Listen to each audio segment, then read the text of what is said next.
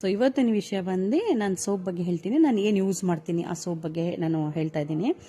ಅದ್ರ ಬಗ್ಗೆ ನಿಮಗೆ ಇನ್ಫಾರ್ಮೇಷನ್ ಕೊಡ್ತೀನಿ. ಸೊ ಇದು ಬಂದು ನೋಡ್ಬೋದು ನೀವು ಇಲ್ಲಿ ರಕ್ತ ಚಂದನ ಅಂತ.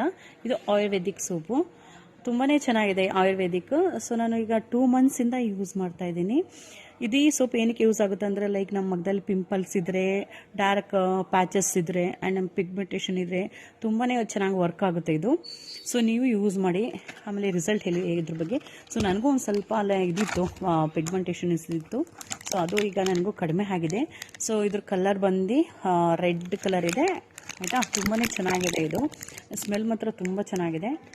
ಸೊ ಇದನ್ನು ಯೂಸ್ ಮಾಡ್ಬೋದು ನೀವು ಆಯಿತಾ. ತುಂಬ ಸೇಫ್ ಆಗಿದೆ, ಏನಿಲ್ಲ, ಮೊಗದಲ್ಲಿ ಇರೋದು ಕಲೆಗಳೆಲ್ಲ ಕಡಿಮೆ ಆಗ್ತಾ ಹೋಗುತ್ತೆ. ಸೊ ನನಗೂ ಆಲ್ಮೋಸ್ಟ್ ಕಡಿಮೆ ಆಗಿದೆ. ಎಲ್ಲ ಯೂಸ್ ಮಾಡಿಬಿಟ್ಟು ನನಗೆ ಇದ್ರ ಬಗ್ಗೆ ನೀವು ಹೇಳಿ ಹೆಂಗಿದೆ ಅಂತ. ಓಕೆ, ಬಾಯ್ ಬಾಯ್, ಟೇಕ್ ಕೇರ್.